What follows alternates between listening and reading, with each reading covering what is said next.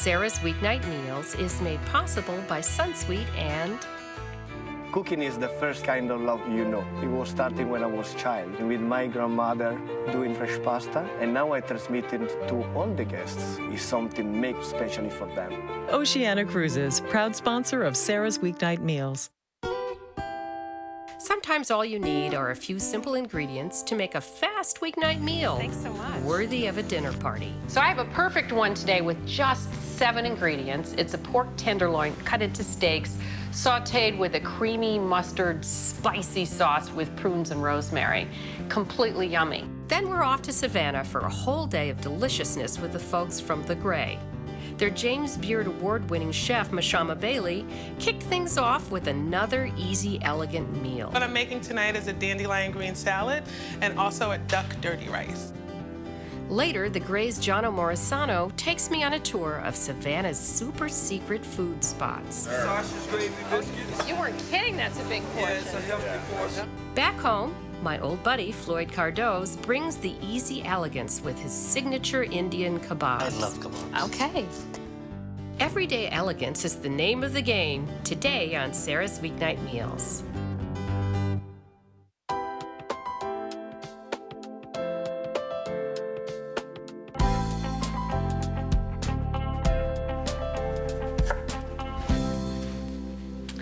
You know, we get so many requests for really simple recipes, and the best way to do that is start with very few ingredients. So I have a perfect one today with just 7 ingredients. It's a pork tenderloin cut into steaks, sauteed with a creamy mustard spicy sauce with prunes and rosemary.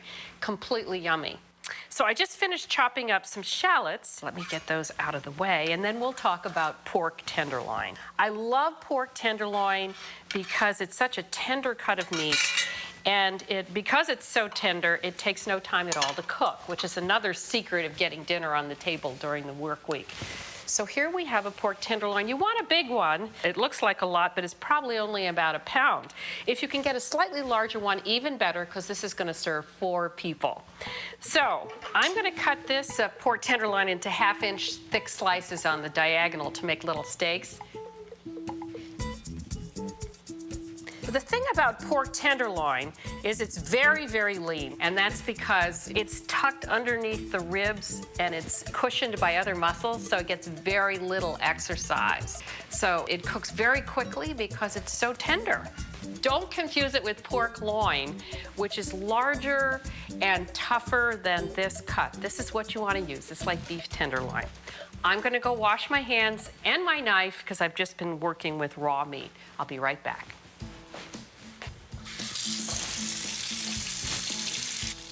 So, I'm going to season my pork. You want to season it right before you put it in the pan. I'm just using salt. We don't need pepper because we're going to have hot pepper flakes in here. I'm going to use my tongs to turn them over so I don't have to go wash my hands again.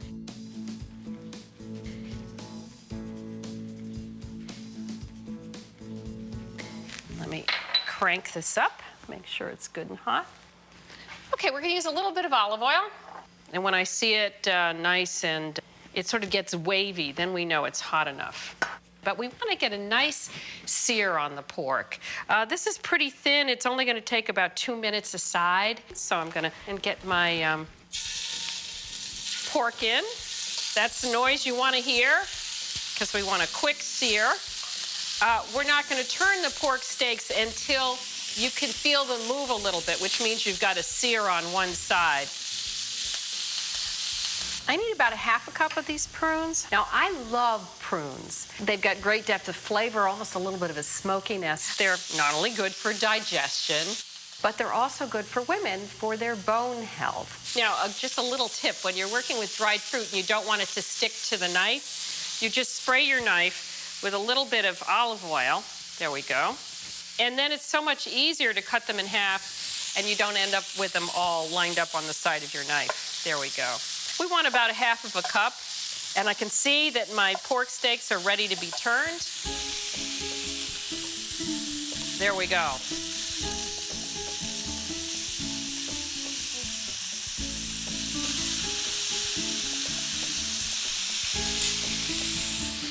All right, those are going to take another 2 minutes.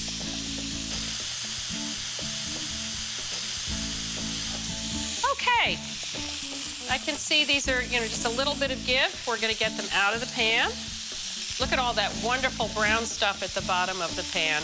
That's where all the flavor is. It's not gonna be cooked again. It's about 140. You can certainly take its temperature, but if it feels firm with a little bit of give, we're about 140. I'm gonna cover it up just to keep it warm, let it rest. I'm gonna add another ½ tablespoon of oil to the pan and my shallots, 2 tablespoon shallots. And just give them a minute to get some color on them.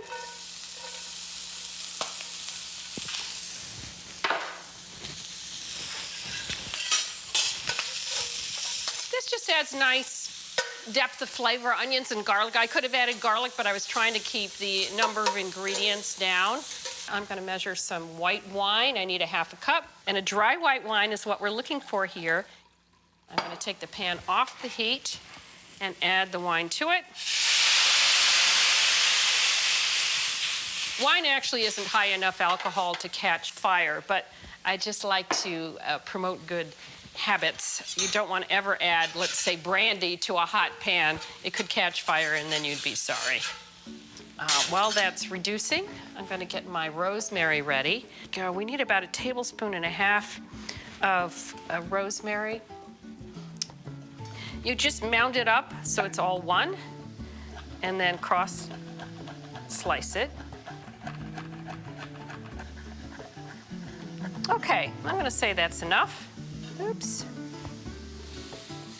Now hot pepper flakes, about anywhere from 1/4 to a ½ teaspoon, depending on how spicy you like it. It's up to you, you can leave it out. 1 cup chicken broth, and 3/4 cup of heavy cream. Heavy cream's amazing because when you reduce it, it gets very, very thick. And so you don't need to add flour or any other kind of thickener. You'll end up with a beautiful creamy sauce. Let me also get the prunes in there so they can sort of soften as everything reduces. And I'm gonna just simmer this until it gets very creamy and thick. This is just about ready. You can see how it's thickened quite a bit. I'm gonna add the mustard and taste it. We're using Dijon mustard, about 2 teaspoons. I like it, it gives sort of an umami hit to it, as well as some salt and acid. Doesn't that look yummy? Now, I'm gonna take the juices from the pork. You see those juices? I'm gonna let it simmer a bit while I get the pork on the plate, but if it gets too thick, all you need to do is add water. This is 1 portion. We'll do, 3 happy little medallions. Oh, what the heck, we'll do 4.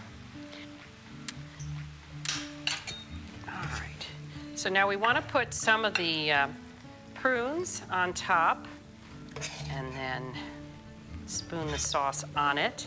It's an interesting combination of flavors you may not have thought of. Trust me, they go so nicely together. And just a little bit of a garnish. Why not put some rosemary in there? I've got some roasted potatoes and some steamed broccoli to go with it. You're going to spend time making the pork, have the side dishes be very simple. See, we don't even need a sharp knife because pork tenderloin is so tender. Wow. You're gonna just love this. Pork tenderloin with spicy mustard cream sauce and prunes.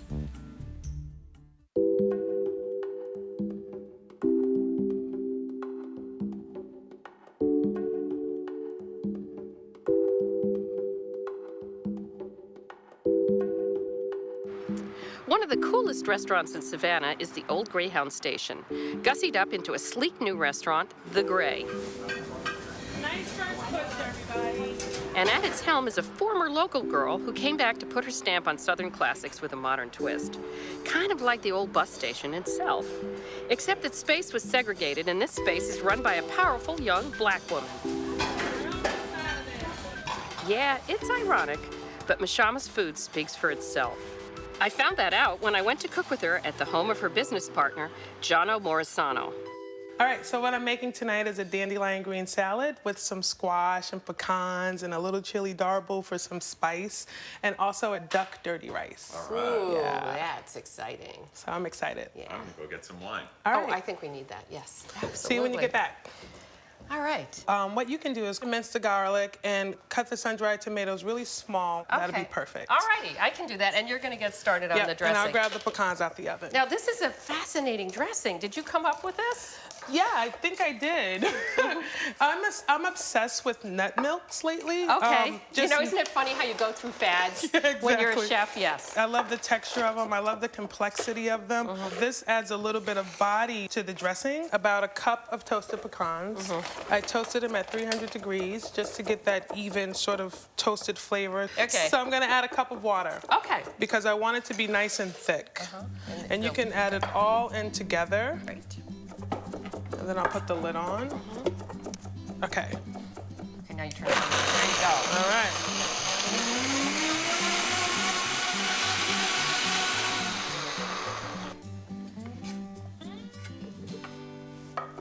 So you need to strain that because there's still bits of pecan in there? Exactly, and there's still bits of the skin. So, you know, just to have a smoother texture, I like to strain it. You don't have to if you like the way it tastes. So tell me, yeah, you're going to put that in, and then let's talk about the sugar. As you said, you're adding sugar to counterbalance the bitterness of the dandelions. The bar manager at the Gray uses this raw sugar, so I decided to incorporate it into a dressing, which I think it works. Yeah. So we did a simple syrup. Okay. And see how dark it is from the molasses that's in the raw sugar. So it's equal parts sugar and water. And we bring it to a boil, and we whisk it together, and we just let it cool, and it gets like this syrupy... So it melts. Yes, so it wonderful. melts and dissolves. So we're going to pour half a cup of the pecan milk in there into the bowl with the garlic. Okay. And then we're going to also pour a half a cup of the cane. Half a cup of each. Okay. Of the raw syrup. Okay. Half a cup of each. Okay. And we're going to pour a cup of red wine vinegar. We're making a big batch. We're making a huge batch, but this will keep in your fridge for months. 3 cups of blended oil, and this is good to do in a blender too. Yes. If you're by yourself. A half a teaspoon of chili Half darble. a tablespoon. Half a tablespoon. That's what you told me before. I'm just repeating what you said. So I put about 2 nice pinches of salt in there. Okay, good. And I'm going to get... And we can add the sun-dried tomatoes as well. Okay.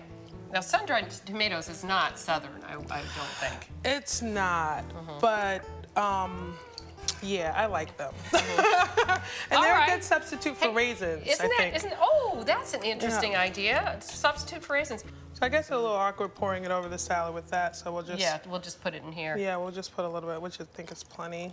Okay, so we'll put these dandelion greens. I think this is enough for the 3 of us, so... Yes, I think so. I love salad. So what you got there? So I have some roasted butternut squash. Okay. We have a cup of that. We're gonna add that in here. That's nice. We have some chopped up ground pecans. We're gonna add that. When I dress the salad, I like to go around the outside because if you dump it in the middle, the leaves tend to get drenched. We're gonna garnish the salad with these edible flowers. They're marigolds. All right, so we'll toss, toss, toss. This is making me hungry. Oh, awesome. Let's park this back here. Yeah. All right, so 1 down, 1 to go. So what's up next? Okay, so next we're gonna do the duck dirty rice. Oh, yum. And so what you can do is cut a 1/4 cup of onion for me. Okay. And 2 tablespoons of garlic while I pick the duck confit. All right, I will do that. Okay, now you have to explain what duck confit is, because not everybody knows. Well, duck confit is duck that has been preserved in its own duck fat. Oh. So at the restaurant, we make it ourselves. You can buy it online or buy it at a gourmet grocery store. Right. But we actually make it at the restaurant ourselves. We season it with a little sugar and a little salt and some spices. And we're gonna put 2 tablespoons of duck fat in the pan. Okay. I have to hose down again. Oh, yes, you do. I'll add the onions and garlic while you're hosing down. Yeah. Okay. All right. Perfect. So we're just trying to get these sort of softened. Yep, so we're gonna soften these guys up and you'll start to smell them. Right. And in the meanwhile, we need to chop up some duck livers. Oh, let me get that out of the refrigerator. Awesome. Okay, here we go. The duck livers are the part that makes it dirty. Okie dokie. Gotcha. Now you are soaking it in milk. Why? Softens it up. It brines it a little bit. Yeah, it's a tenderizer. It tenderizes also, it. it takes out that gaminess. Yeah, So cool. you want this cut up into what? Just a mincy chop. Mincy chop, Yeah, so small. almost as big as the garlic. Oh, wow, so Yeah. tiny. Yeah. Okay.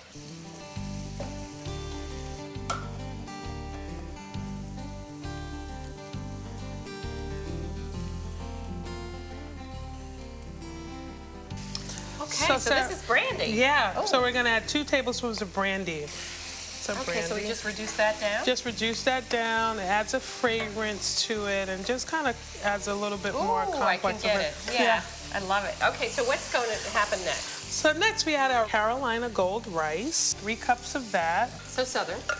Carolina rice. And then, now this is fascinating. Right. So this is farro. This is farro verde. Okay, and that is. And this is a wheat berry. And it adds a bouncy, fresh texture to Nice. it and flavor that just kind of elevates it a little bit. Nice. Beautiful looking. Do you want me to chop this parsley? Yes, please. Okay, that'd be while awesome. you're stirring away. So once I get this sort of coated and heated through, I like to add in the pulled duck legs. Okay. Wow. Now this would feed quite a few people. And we forgot an important ingredient, which you're going to tell me what it is. Right, some gumbo filet. This ground sassafras leaves. The same thing you make root beer out of? Exactly. This is sort of like the secret ingredient. Yes, gotcha. And it's a little bit of a thickener too, right? It is, Yeah. exactly. Probably gonna need to add salt. Do you want some pepper too? Yes, please. Okay. You know, Sarah, let's add a little bit of that chopped parsley just for some color. Put some parsley on it and it's like fresh. Exactly. Here, why don't you hold and I'll do this so that you don't, because that's heavy. Should we sprinkle the rest on top? Yeah, that'd be great. Okay. Nice and green and herbaceous. Yes. Perfect. All right. Okay, I think Dirty we're ready to duck? go set up the table. Yeah, Jonna should so be you back take soon. that and I'll get the salad and let's head out. Okay, great. Oh, there you are, John. That was perfect Hey, timing. ladies, how are What are you you? scoring us? We're gonna have a little Barolo with this. Oh, good. I'm so excited. Yeah. One of Mashama's favorite. Ooh, wonderful. Okay, let's have a little Yeah, Start let's somewhere. cheers. Yes. Cheers. has been This great is fun. so much fun. Oh, yeah. Oh, really? Yes. So you are going to take me shopping tomorrow. We're gonna go around. I don't mean shoe shopping or anything. Well, we can do that too. Yeah, we're gonna meet tomorrow morning at the Sentient Bean, Otter's favorite coffee shop in Savannah. Oh, I can't wait. Are you going to take the dogs? We'll take Oh, the dogs. We must. Okay, let's dig in. All right. All right, sounds great.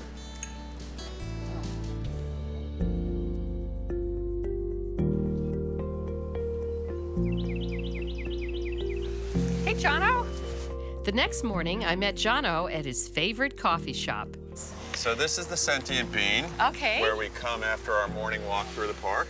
Should we go check it Yeah, out? let's do it. The Sentient Bean is a hangout where you can get a cup of caffeine or listen to live music. Very the Bean, cool. as it's known. I here love in that. Oh, here, Savannah. let me hold this so you can get great, the voice. Thank you. I appreciate that. No, that reminds me of my hippy dippy days. Yeah, exactly. Yeah. Yeah. So the Bean is one of those places when Carol, my wife, and I first drove through town, we stopped at, and it was really one of those aha moments for us, like, wow, we could really spend some time in Savannah. And I can see why. yeah, it's really a cool spot. Here's another cool spot. What's this? So Lachey is by far the best wine store in town, in my opinion. I'm just a Lucky lover person. of old world wines. And Christian, the owner of this shop, is old world centric. love Germany, that. Austria, Alsace are the places that I think he would spend all of his time if he could. Savannah's famous Forsyth Park was just a short stroll away. And now from here, we're going to go to a place you'll only find in Savannah, a breakfast spot for the ages.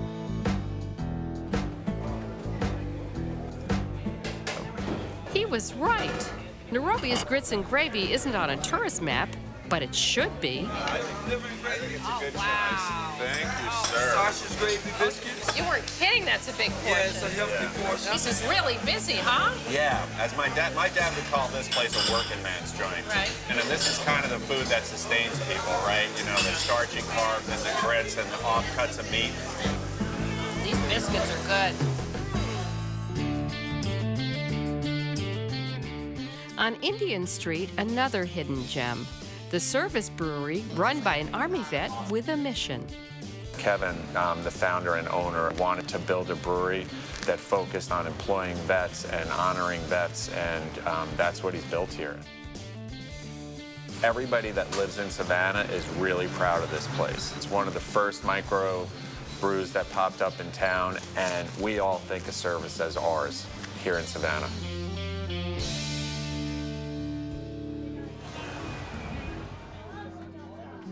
On the way home, Jono stops at the Original, the ultimate neighborhood dive bar. This bar is an oasis at the end of a busy day. Hey, how are you? Good, how are you? And so I just know that I can come here at the end of the night, have a nice glass of wine. One white, one red.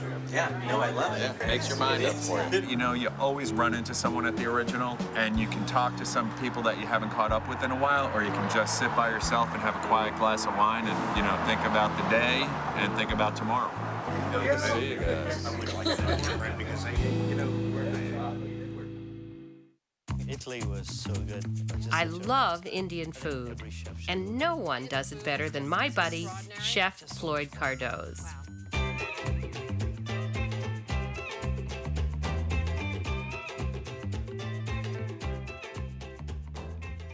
Kebabs are a common street food in India, but I'm sure Floyd's kebabs are better than any street food in India, right? I love kebabs. Okay. But I'm a little confused. We're making these kebabs, but we're making burger kebabs? That's a good way to call them. You get different kinds of kebabs in India. You get the kebabs that are skewered. You get the kebabs that which are like yakitori, which are done on charcoal. And you get kebabs that are done on a griddle, which are called shami kebabs. Now, this kebab is kind of a mix between a seekh kebab, which was a kebab on a skewer, and a shami kebab, which is a flattened one on a griddle. Okay. I've taken something from the north. I've taken something from my home. So it's This is a Floyd kebab. This is a Floyd kebab. Okay, got it. All right. So I'm grating 2 tablespoons of ginger, and we're working with jalapeno this time? We're going to use jalapeno. I also got some garlic. Okay. And we need onion, too, right? So I'm going to put the onion here. We have 2 cups of onion, because I know you're dying to use my little tool here, my little bench scraper. And we also have some ground beef. You know, while you're chopping that, can I ask you about garam masala? Because that's going to be the spice mix that we're going to add. Can you tell us, what is garam masala? Okay, garam masala is one of the spice mixes that are very common to Indian food, especially in the north.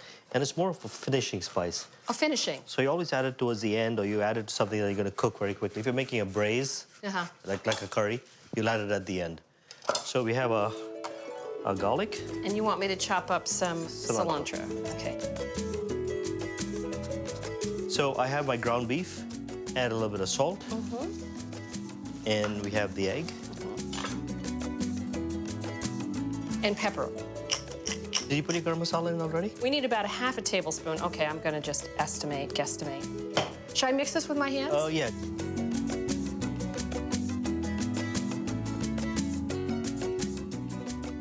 All right, how does that look? So now what we want to do is, this is what I normally say is, once you mix a kebab, you always want to see how it tastes. What? Yeah. Okay. You're gonna cook it first? Yeah.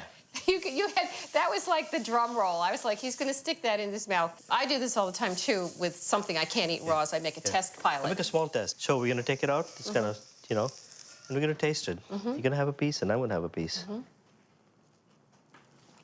Oh my goodness, that is delicious. It's got some heat to it, but you could always put less chili. And we're gonna eat it with some yogurt, so that's gonna cool it. Wow. Woo, that is yummy. Okay, so show me what's Now next. what I'm gonna do is, this is the way I make my burgers at home. This is the way I make these kebabs at home. I make the meat into balls, like so. And you can make them as big as you like, okay? Once I have the balls, I take plastic wrap, and I make it into nice patties. That's a good little tip. And then I put this back in the fridge till I'm ready to cook them. Was that about the right You size? wanna make it a little tighter. Tighter. Okay, pack it. That was a hot jalapeno. That was. And then we're gonna take a little bit of oil and just lightly brush it. Again, canola oil. Lightly. Theme of the day. Yeah. Okay, just a little bit so it doesn't stick. Exactly. Just So show me, what are our accompaniments here? so we're gonna serve this with like every traditional kebab. We are gonna do yogurt, and we're gonna put a little bit of tomato on there, make like a raita and lime juice. And I like to add a little bit of mint, add a little bit of Just whole mint leaves? just pick them and put them in. Add a little bit of ginger and spinach, you know, just to make it a whole complete meal. Okay, so we're just going to turn these in a few minutes, and then we can assemble everything, and we're going to eat outside in my garden. That would be awesome. Yes.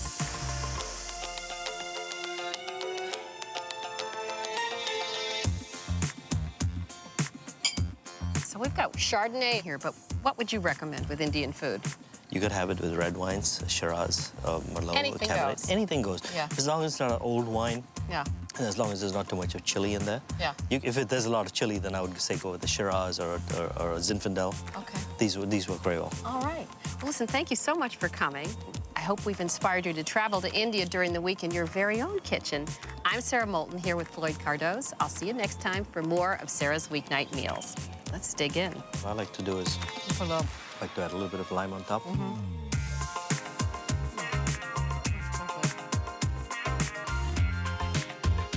For recipes and videos, go to our website, saramoulton.com. Sara's Weeknight Meals is made possible by Sunsweet and Cooking is the first kind of love you know. It was starting when I was a child with my grandmother doing fresh pasta, and now I transmit it to all the guests. It's something made specially for them. Oceana Cruises, proud sponsor of Sara's Weeknight Meals.